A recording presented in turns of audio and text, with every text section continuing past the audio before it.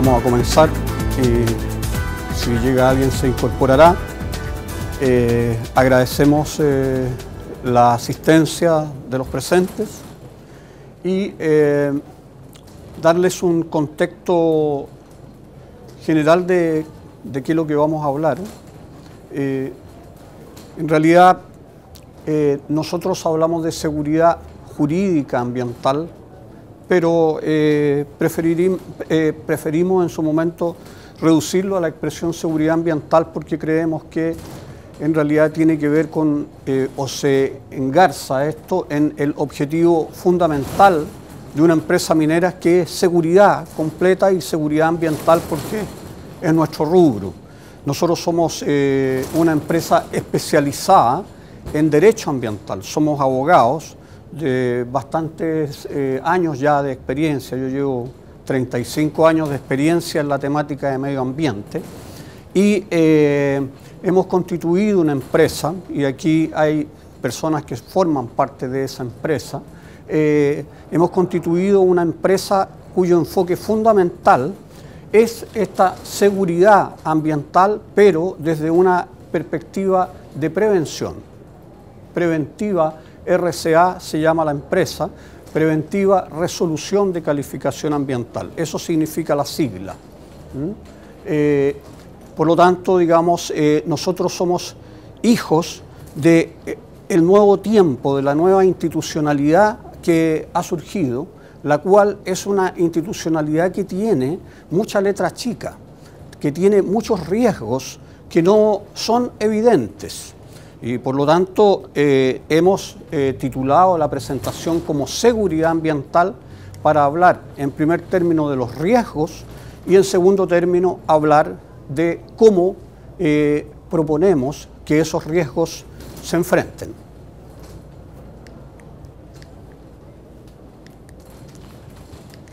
Ahí tenemos, creo yo, una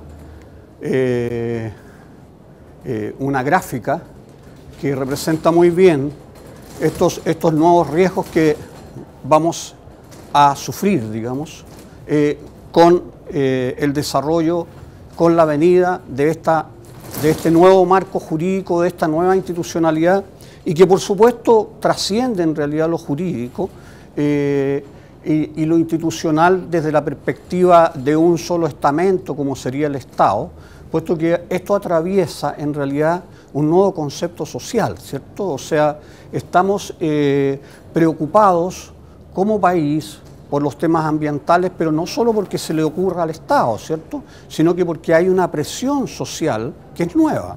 Hay un protagonismo de la sociedad en estos temas que es nuevo, ¿cierto? Y eso, de alguna manera, hace que vayamos en esta dirección. Pero no solo un protagonismo social y un Estado, sino una presión internacional. Este país se ha lanzado, ¿cierto?, en una carrera hacia el desarrollo con buenos resultados, y hemos entrado a ligas mayores, ¿cierto? Somos parte hoy en día de la OECD y eso nos obliga a ser mucho más rigurosos en términos de exigencias ambientales. Por lo tanto, estos riesgos no eran evitables, son los nuevos riesgos naturales de constituirnos en un país, ¿cierto?, pujante, que va hacia el desarrollo, que ve cómo su Producto Interno Bruto crece, en fin, temas que han expuesto aquí los representantes de los grandes conglomerados mineros, ¿cierto?, como son Codelco, Escondida, en fin, en algunas charlas que muy brillantemente nos expusieron en el momento de la minería. Ahora bien, esto no se nos ocurrió tampoco solo a nosotros, si bien, por supuesto, constatamos que esto estaba en la realidad. Lo que fue importante corroborar en las presentaciones de los representantes máximos de los grandes conglomerados chilenos mineros, como Codelco, Escondida, en fin, es que uno de los riesgos centrales es el tema institucional. Ellos lo repitieron en todas sus presentaciones, el riesgo institucional que implica judicialización de proyectos, exigencias nuevas de la institucionalidad, riesgos de demandas ambientales cuantiosas, riesgos de paralización de actividades mineras, como por ejemplo la que está sufriendo hoy en día Barrick, ¿cierto? Sin entrar a juzgar si merece o no merece eso, no vamos a hablar de ese tema, ¿cierto? Pero eso es lo que está expuesto. Pues bien, nosotros, ¿qué hicimos en este trabajo? Nosotros hicimos un barrido de la normativa ambiental vigente, de la nueva normativa ambiental vigente, y identificamos los riesgos. Los riesgos. Y hay muchos riesgos que ustedes se van a sorprender que a lo mejor no aparece, ¿cierto?, nítidamente de una lectura o de una comunicación cotidiana de lo ambiental, ¿cierto? Y lo vamos a ir viendo. Por ejemplo, riesgo no someter el proyecto o su modificación al sistema de evaluación de impacto ambiental. Este es un riesgo porque hay veces que la empresa no juzga necesario someter este proyecto, un proyecto cualquiera, al sistema, ¿ya? Y eso, si tiene alguna consecuencia ambiental, es infracción gravísima, y si no la tiene, infracción grave.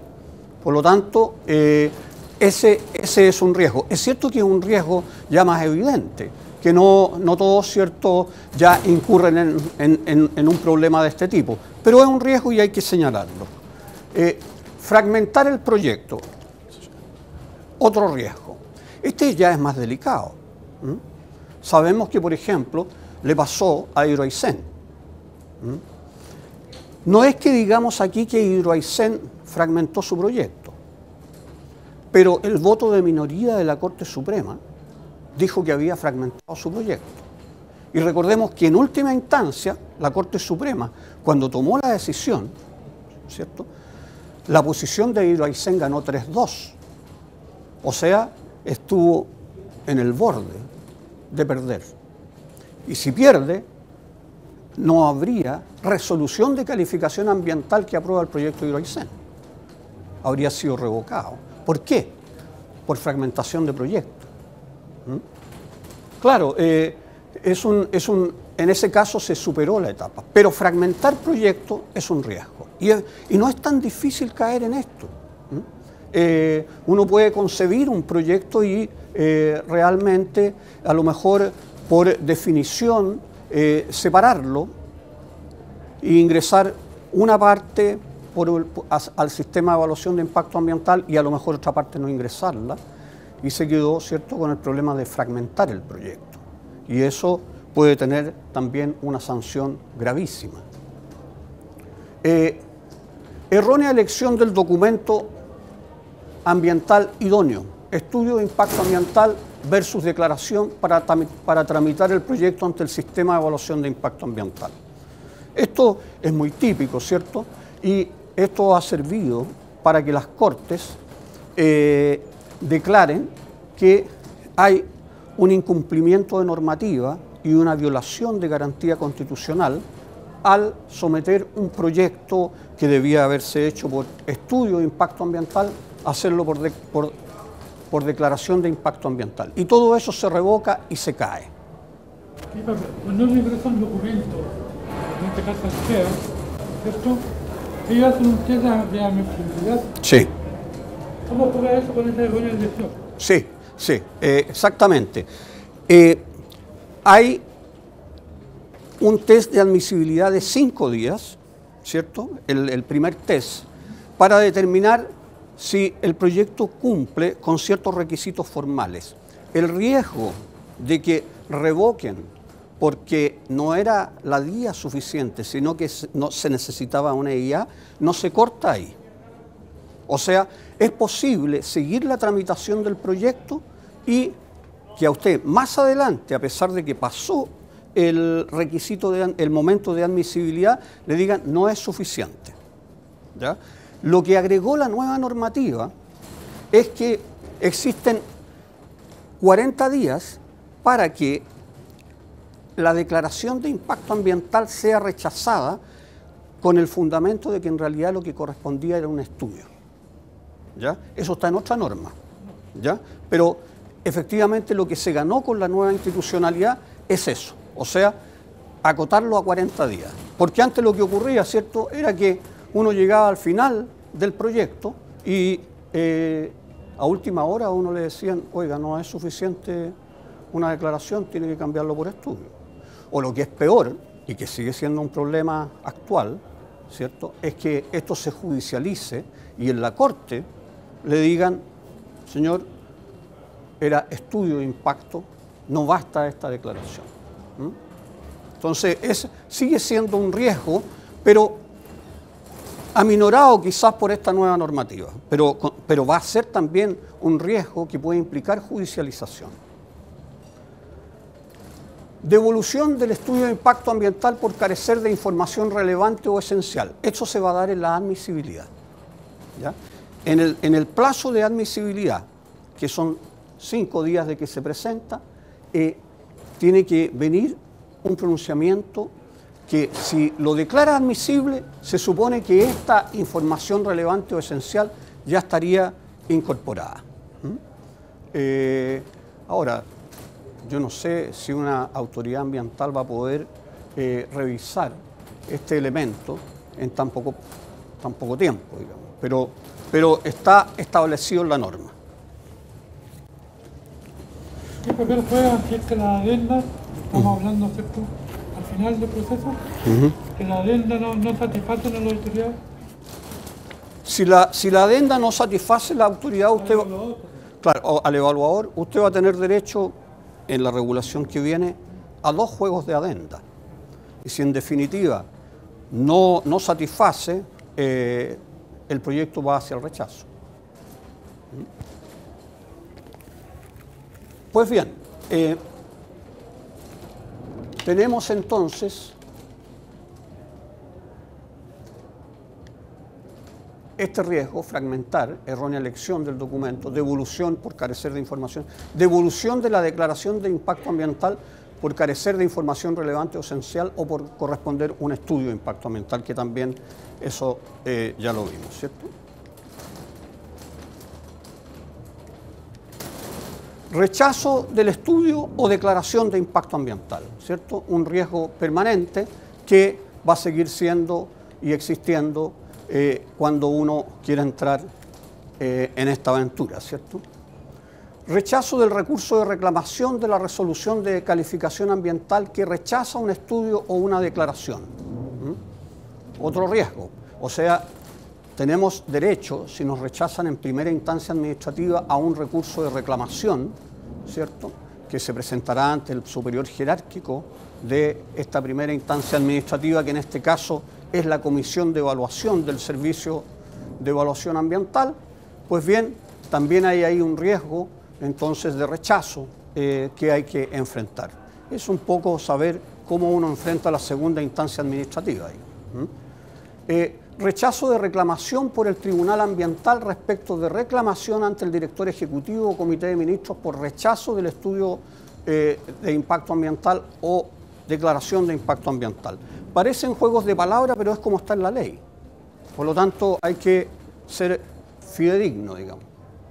Imposibilidad de someter el proyecto estrictamente a la resolución de calificación ambiental respectiva. Esto va a pasar mucho, ¿cierto? Un proyecto minero es un proyecto muy dinámico. Estamos hablando de construcciones complejas en terreno. Muchas veces va a ocurrir que no se puede hacer el proyecto en términos estrictamente literales a la resolución de calificación ambiental. ¿Qué se va a hacer en esos casos? Ocurre entonces allí el problema, ¿cierto?, de que va a haber que tratar de respaldar lo que se vaya haciendo, a lo mejor a través de una estrategia de transparencia con la autoridad, para comunicarle que de alguna manera hay aspectos que van difiriendo de lo que definió la resolución de calificación ambiental como estrictamente para ser cumplido, ¿cierto? Ese es un tema que también representa un riesgo.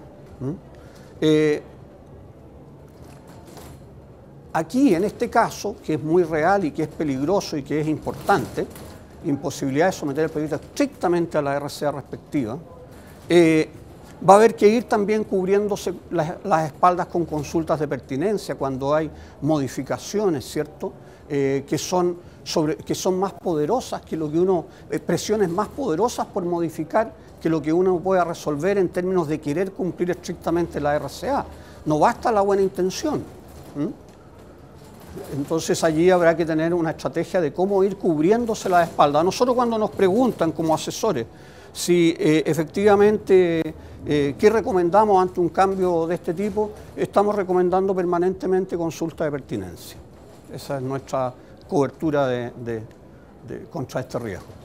Riesgo de caducidad de una resolución de calificación ambiental. Sabemos que conforme a la nueva normativa, los proyectos caducan en 5 años después de notificada la RCA. Ese es el plazo. Pero puede ser que sí. Eso solamente después de todo el debate de la ley. Porque hay algunos proyectos que tienen calificación ambiental antes de la ley sí. que no han sido ejecutados. Sí, claro. Claro. Claro, porque eso lo hemos tenido como pregunta en otras presentaciones y efectivamente nosotros no creemos que la ley rija con efecto retroactivo. No lo dice, no se establece. Por lo tanto, esta ley comienza a regir desde el momento de su publicación en el diario oficial y desde ahí contaríamos los 5 años que comienzan a aplicarse en el fondo. Claro, por supuesto. Esos proyectos que, por ejemplo, pueden haber proyectos que fueron aprobados hace 3 años y que no se han ejecutado. Pregúntale, ¿quedan solo 2? Nosotros interpretamos que le quedan 5, si contáramos desde la fecha de publicación de la ley, porque nos rige con efecto retroactivo. Claro. Porque yo entiendo lo que usted me está diciendo, pero yo tengo un proyecto que fue aprobado en el 2009. ¿Ya? ¿Cierto? Lo tengo ahí parado. Sí. Sí. Entonces me está diciendo, lo que yo acabo de entender es que a partir de la aprobación de esta ley, esa RCA tiene 5 años para ejecutarse. Exactamente. Eso es lo que interpretamos nosotros. Saber si una interpretación va a ser efectivamente que sea así, va a tener que jugarse en el correspondiente conflicto cuando se presente. Nosotros presentaremos los argumentos, por ejemplo, ante la Superintendencia del Medio Ambiente o el SEA, el organismo que haya levantado el tema, y allí veremos qué se resuelve, ¿cierto? Finalmente, muchos de estos conflictos o conflictos interpretativos incluso van a terminar en el Tribunal Ambiental.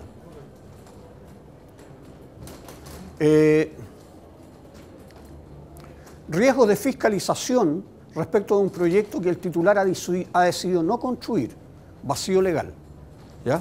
¿Qué es lo que está ocurriendo?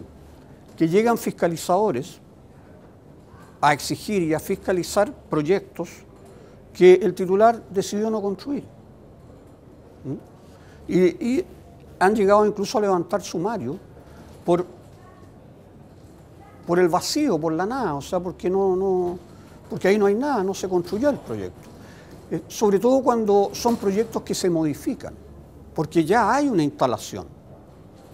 Pero la autoridad llega a revisar que esa instalación que fue propuesta una modificación respecto de ella, ¿qué pasó con esa modificación? ¿Se construyó o no se construyó?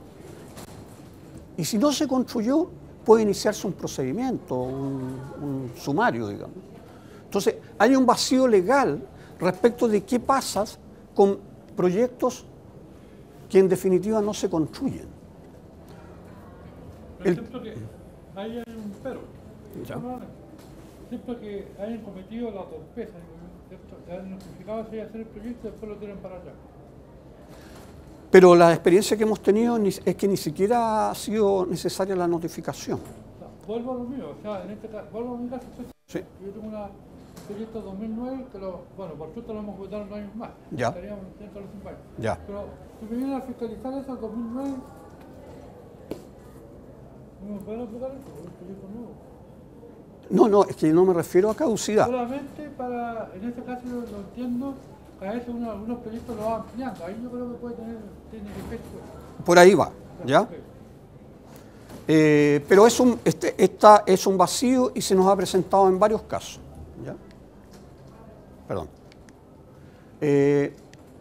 Revisión de resolución de calificación ambiental, RCA, y consecuente replanteo del proyecto por parte del Servicio de Evaluación Ambiental. Bueno, el caso paradigmático de esto, ¿cierto?, es el caso de AgroSuper, ¿cierto?, con el proyecto Freirina.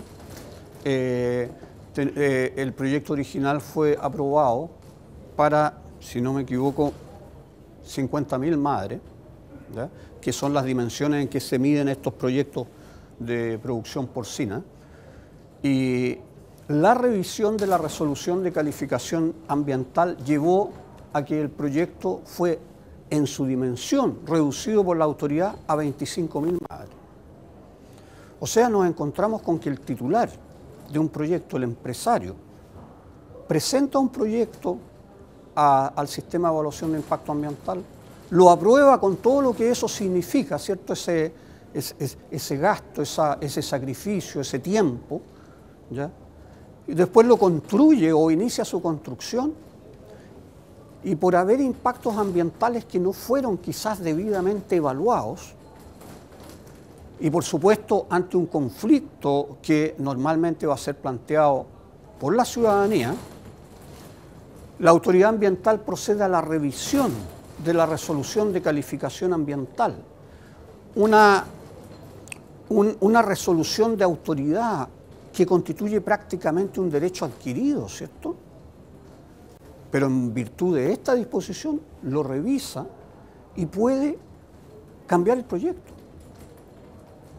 Puede cambiar el proyecto y el titular se encuentra con que creía que tenía algo conquistado, ¿cierto? Un proyecto aprobado, pero que resulta que no, o sea, no es así, digamos.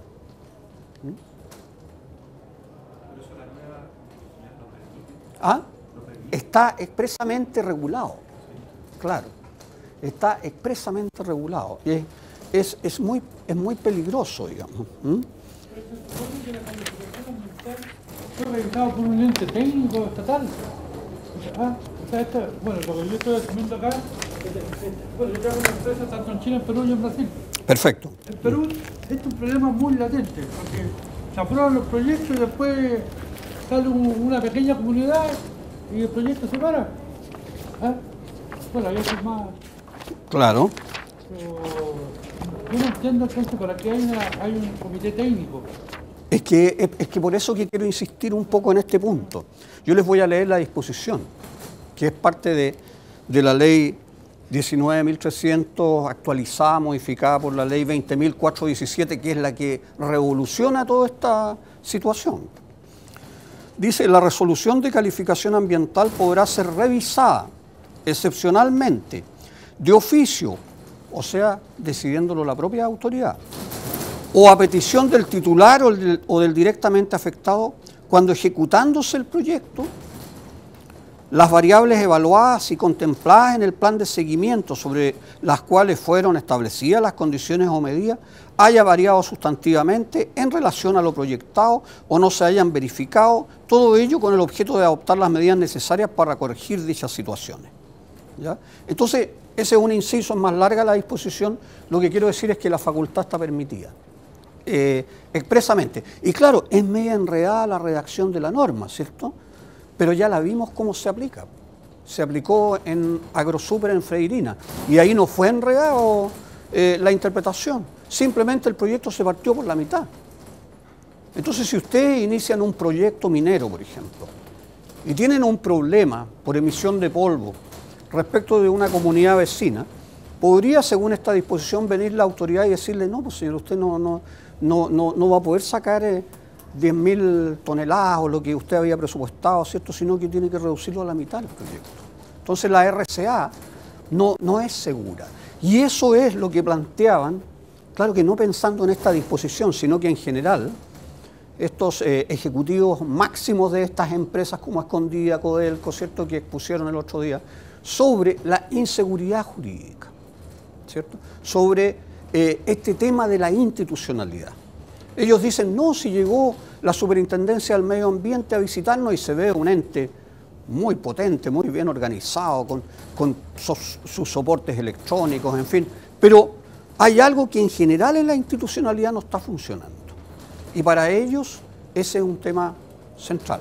Así como el costo de la energía es un tema central, ¿cierto? Así como el tema del agua es un tema central, este es un tema central. Entonces, creo que ameritaba haberse detenido un poco más en este riesgo, ¿ya? Que para mi gusto es uno de los riesgos más fuertes que existe en el marco de la nueva institucionalidad. Esto no existía antes. Yo antes podía ir a la Corte y decir, oigan, yo planteo un recurso de protección, ¿cierto? Porque me están violando la garantía constitucional consistente en mi derecho de propiedad. Pero ahora tengo una ley que me faculta. Entonces ya triunfar en el marco de la Corte de Apelaciones en un recurso de protección por este tema se vuelve cuesta arriba, se vuelve mucho más difícil. Entonces, ¿cómo nosotros recomendamos enfrentar este riesgo? Nosotros creemos que ya pasó aquella época en que lograr una RCA favorable era pura y simplemente una gran explosión de alegría, digamos. ¡Ah, lo logramos! ¿Cierto? No. Hoy en día la resolución de calificación ambiental tiene que venir muy bien fundada. Tiene que venir bien asentada para que esos riesgos no ocurran, no se presenten. Por lo tanto, prefiero un proceso de evaluación ambiental riguroso, con unos consultores pesados, digamos, ¿ya? Pero que en definitiva me permitan proyectar mi seguridad jurídica hacia el futuro con buenas posibilidades. No saco nada, ¿cierto?, con consultores obsecuentes que además se mueven muy bien en el sistema de evaluación de impacto ambiental, me obtienen la RCA favorable y resulta que esa RCA me la revisan en un año más y me reducen el proyecto. ¿Y por qué se reduce el proyecto? Porque hay impactos ambientales que no fueron debidamente evaluados. Lo que le pasó a Freirina es que el tema de los olores no fue debidamente evaluado. Ese es el diagnóstico general que existe. Pero había normas. Claro. Lo que pasa es que cuando no hay norma, entramos en el ámbito de los impactos ambientales no normados. Y los impactos ambientales no normados también tienen que rendirse. Entonces, pues bien, ese es uno bueno de los riesgos importantes. Riesgo de suspensión transitoria de autorización de funcionamiento contenido en una RCA o adopción de otra medida urgente y transitoria para el resguardo del medio ambiente cuando la ejecución o operación de un proyecto o actividad genere un daño grave o inminente para el medio ambiente. Entonces, claro, uno lee y dice, no me va a pasar, pero resulta que una paralización de proyectos, cuando hablamos de los megas proyectos y todo, ¿cuánto vale al día? ¿Cuánto le estará costando a Barrick al día la paralización que en este momento está sufriendo, digamos? Entonces, estos son riesgos ya de más letra chica, ¿ya? Pero están en la ley.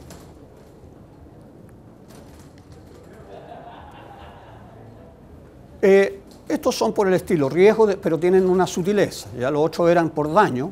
Esto es porque hay un impacto no previsto. Riesgo de suspensión transitoria de autorización de funcionamiento contenido en una RCA cuando la ejecución o operación de un proyecto de actividad genere efectos no previstos en la evaluación y como consecuencia de ello se pueda generar un daño inminente y grave para el medio ambiente, ¿ya? Riesgo de que cualquier persona denuncie ante la Superintendencia del Medio Ambiente el incumplimiento de instrumentos de gestión ambiental y normas ambientales. Entonces ha entrado la comunidad a tener un protagonismo desde la perspectiva ya de la norma y hay que hacerse cargo de eso, ¿cierto? Por lo tanto y por lo mismo, las relaciones con la comunidad hoy en día son tema prioritario. Riesgo de verse sometido a programas de evaluación y certificación de conformidad. La Superintendencia del Medio Ambiente podrá revisar las instalaciones de las empresas, industrias o proyectos con el objeto de verificar los sistemas productivos y los sistemas de control. Estos programas serán determinados por la Superintendencia del Medio Ambiente, serán de cargo del fiscalizado todos los costos involucrados. O sea, facultades policiales, facultades potentes de la Superintendencia del Medio Ambiente. Estamos ante un ente que tiene un garrote muy, muy pesado, digamos. Entonces, tenemos ese tipo de riesgo, ¿cierto? Riesgo de figurar en el prontuario ambiental. El Sistema Nacional de Información de Fiscalización Ambiental es público. Entonces, el otro día me pasó que un cliente, no era cliente, sino que llegó con la consulta, venía con su proyecto rechazado por el ICE, o sea, todavía no había resolución de calificación ambiental. El ICE es el informe consolidado de evaluación, que es un paso anterior, es una recomendación del comité técnico para que el comité político diga rechazo o apruebo. No es vinculante para el comité político, ¿ya? Pero es muy importante. Entonces, uno lo ve, y claro, el ICE dice, informe consolidado de evaluación, se recomienda rechazar. Le recomendamos retirar el proyecto. ¿Por qué? Porque el ICE no figura, no pasa a figurar en el listado de las resoluciones de calificación ambiental, sean aprobatorias o reprobatorias, que van a ser públicas. Por lo tanto, una RCA que reprueba va a quedar en el prontuario, pero un ICE no. No nos hizo caso, le rechazaron el proyecto y además en un párrafo de abajo de la RCA le obligaron a hacer un tratamiento de suelo que es bastante oneroso. Entonces nos encontramos con que la resolución de calificación ambiental fue rechazada, el proyecto fue rechazado y además en la resolución que rechaza le hacen una exigencia adicional muy onerosa. O sea, ¿cómo puede una resolución que rechaza además plantear una nueva exigencia? Hay vacío, estamos en un tiempo de marcha blanca con este sistema, ¿ya? Pero para que vayan viendo, digamos, algunas señales tempranas de que va a haber que manejarse con mucho cuidado con este sistema y todavía no llegamos a las resoluciones duras, a los riesgos duros, ¿cierto? Aquí están los riesgos duros. Revocación de la resolución de calificación ambiental. No hay un reglamento sobre cuándo o por qué va a haber una revocación. Clausura. Multa de 1 a 10.000 unidades tributarias anuales, o sea, estamos hablando de 10 millones de dólares. Y hay otros riesgos que ustedes podrán ver en la presentación que nosotros les vamos a enviar si ustedes nos dejan sus correos, ¿cierto? Sus señales. Riesgos. Hay todo tipo de riesgos que aquí están, ¿cierto? Y el último y el más suave, obviamente, va a ser la amonestación.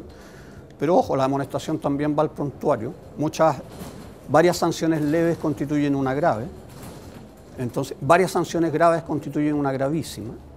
Entonces, hay que cuidarse desde niños, desde tempranito hay que cuidarse para incluso no tener eso.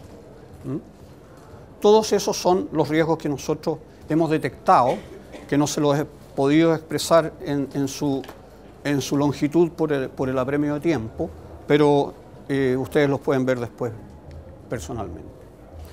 Nosotros trabajamos entonces para administrar esos riesgos. Y por eso la seguridad ambiental, que en realidad es seguridad jurídica ambiental.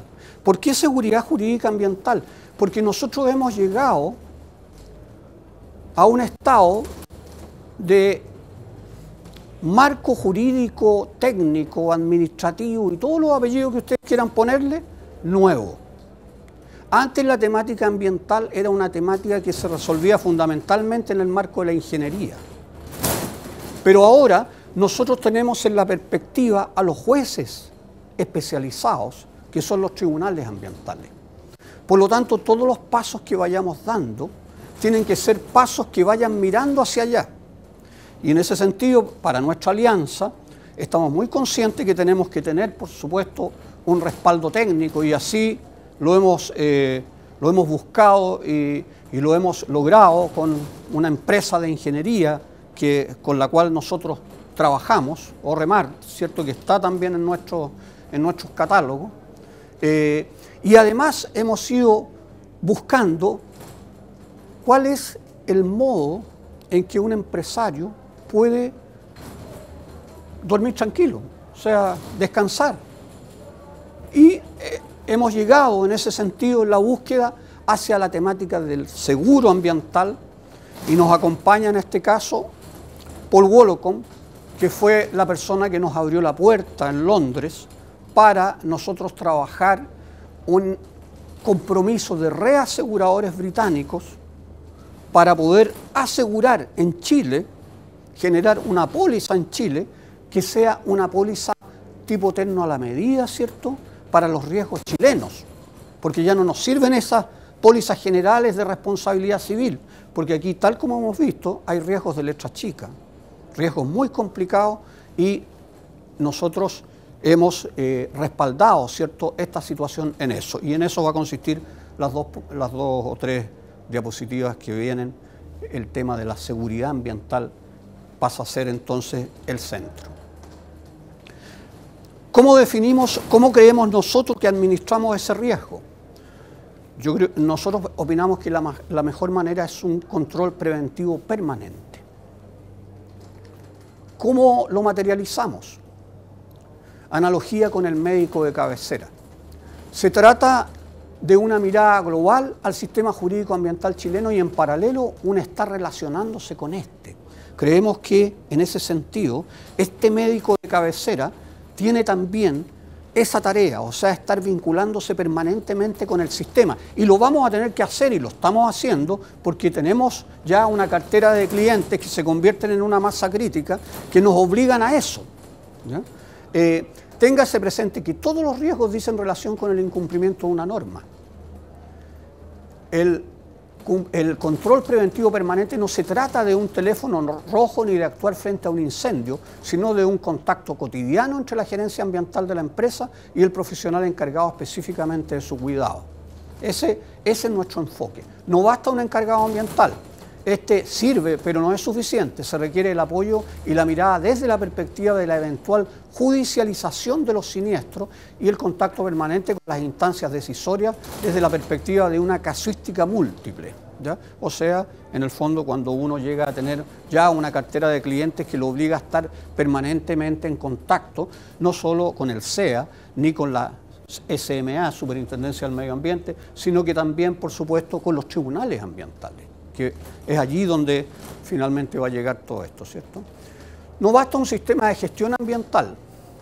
Este sirve, pero no es suficiente. Los sistemas nos sirven para detectar ciertos tipos de riesgos que se generan conforme a una casuística asistémica, como es el caso de los procesos que se inician por acción ciudadana e incluso por asociaciones que buscan lucrar en base a estas situaciones. Sabemos, ¿cierto?, que hay equipos de profesionales, fundamentalmente abogados, que andan buscando situaciones de este tipo para iniciar demandas, ¿cierto?, colectivas. No le cobran a las personas que son sus clientes, sino que van a ir a recibir su lucro de, en este caso, la suerte del proceso, ¿cierto? Pero estamos hablando de demandas de muchos millones de dólares, entonces al final les compensa, digamos.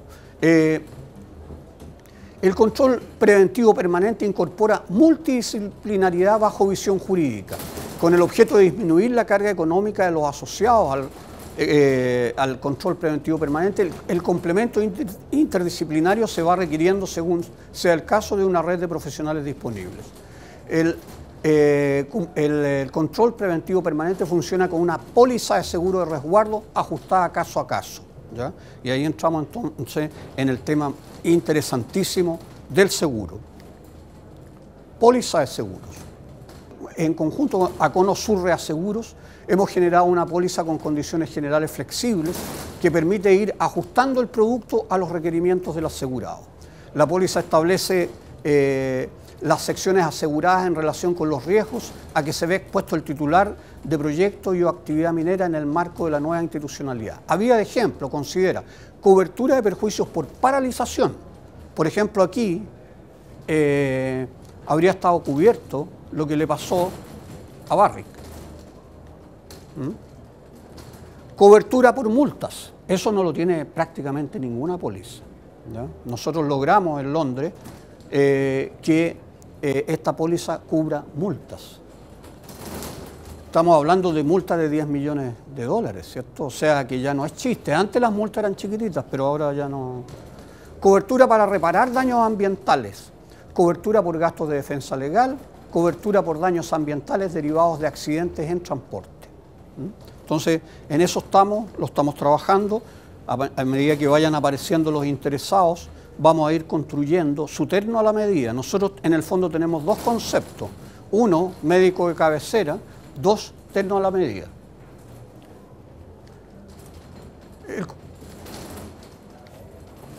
La póliza funciona en el marco de un servicio más amplio que se describe en la lámina anterior que ustedes ya vieron.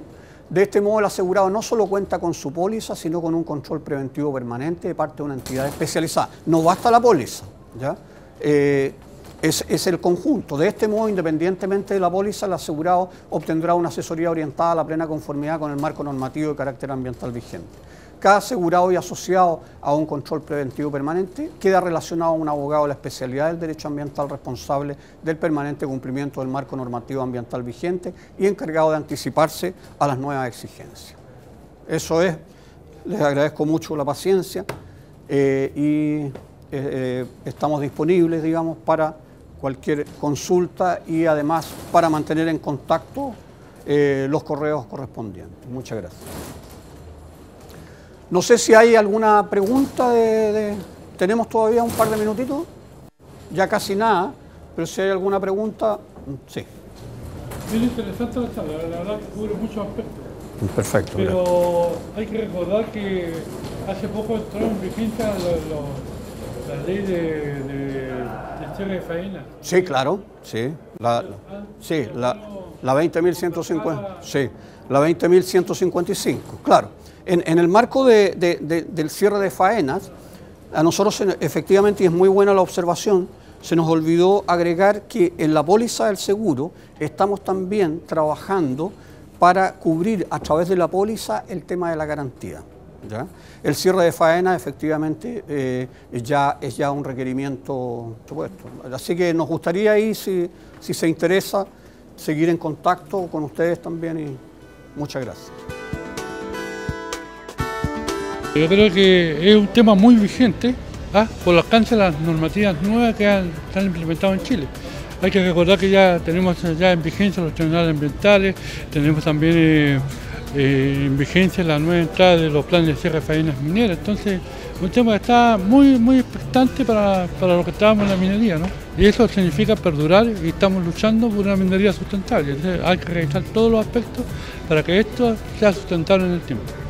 Creo que hay que relevar un poquito más también temas que no son apoyo duro, digamos, en términos de maquinaria, de equipo y de todo eso, sino que también apoyo en esta otra logística respecto de riesgos que son mucho más intangibles, digamos, como es, por ejemplo, este marco normativo que tiene muchos riesgos que son letras chicas y que uno no lo sabe. Y lo que nosotros estamos dando es una presentación de un riesgo nuevo que tiene que ver con este nuevo marco normativo. Y claro, hay que tener presente que uno gana o pierde no solo por temas de máquinas, sino que también por temas de cómo administra los riesgos, vengan de donde vengan, digamos. Y eso quisimos hacer y en eso pusimos el énfasis en la presentación.